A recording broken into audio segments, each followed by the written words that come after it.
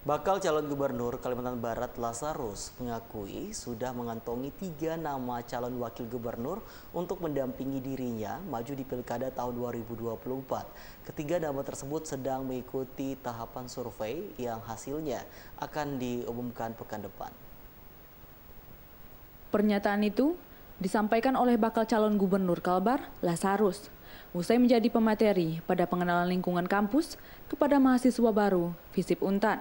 Selasa, 6 Agustus 2024. Ia mengatakan bahwa surat tugas dari DPP PDI Perjuangan kepada dirinya untuk maju di Pilkada Kalbar 2024 sudah keluar dan sudah melewati survei pertama. Saat ini, dirinya sedang melakukan survei tahap 2 untuk menentukan bakal calon wakil gubernur. Adapun kriteria calon wakil gubernur tersebut, yakni dari kalangan partai politik, mantan bupati, hingga praktisi.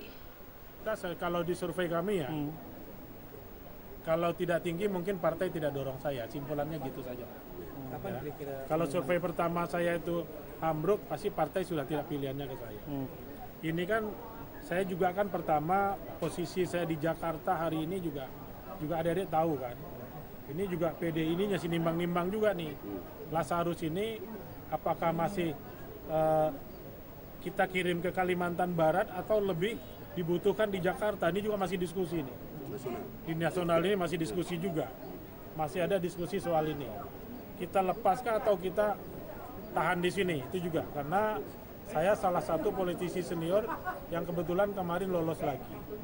Nah sekarang posisi kita juga tidak posisi pemerintahan kemarin. Untuk ke depan diperlukan politisi-politisi yang punya jam terbang tinggi untuk berada di Senayan sana. Ini juga salah satu kondisi yang saya harus sampaikan kepada teman-teman. Ya, dengan jam terbang saya, dengan posisi saya hari ini, tentu saya salah satu opsi yang mungkin masih ditahan di Senayan juga. Itu masih opsi juga. Ya, ini masih dalam tahap pembicaraan semua. Kemudian simulasi nasional. Apa itu simulasi nasional? PDI ini dukung siapa di Sumut, dukung siapa di Jawa Barat, dukung siapa di Semarang, dukung siapa di Surabaya, dukung siapa di Jakarta. Nanti kompromi untuk Kalbar bagaimana? Ini juga bagian yang tidak terpisahkan dari proses ini. Jadi ini tidak sederhana. Ya, jadi mari tunggu saja sampai pada waktunya saya pasti akan sampaikan kepada publik ya posisi terakhir seperti apa. Tapi desain saya adalah kalau survei saya di atas sama atau di atas kita taruh. Tapi kalau survei kita di bawah, bahkan terlalu di bawah misalnya, kita juga harus realistis. Berarti masih belum. Ini masih dinamis. Masih dinamis. Seperti teman-teman juga tahu, di sebelah juga dinamis. Kan gitu loh. Ya sudahlah, aku cukup gitu saja. Di sebelah juga dinamis gitu lah kurang lebih. Melaunching wakilnya Pak kapan nih Pak? Gimana? Kasih 20 hari ya gitu Pak. Sisa 20 hari. Estimasi. Ya mungkin setelah survei saya kan seminggu ke depan lah. Seminggu ke depan survei, habis itu kan presentasi dulu di DPP partai. Setelah presentasi di DPP partai, kan kita mesti bicara sama partai nih. Nah varian yang tadi apakah saya dikirim ke Kalbar atau saya masih ditahan di Jakarta, ini kan varian lain ini. Nah mungkin saya deklarasi tiba-tiba Lazarus kau lebih dibutuhkan di sini ketimbang kita kirim ke Kalimantan Barat. Ini juga soal. Seperti adik-adik tahu, kami kan posisinya tidak sama dengan kemarin. Ya, seperti saya bilang tadi, ke depan PDI Perjuangan butuh politisi-politisi yang jam terbang tinggi. Nah ini juga varian lain gitulah.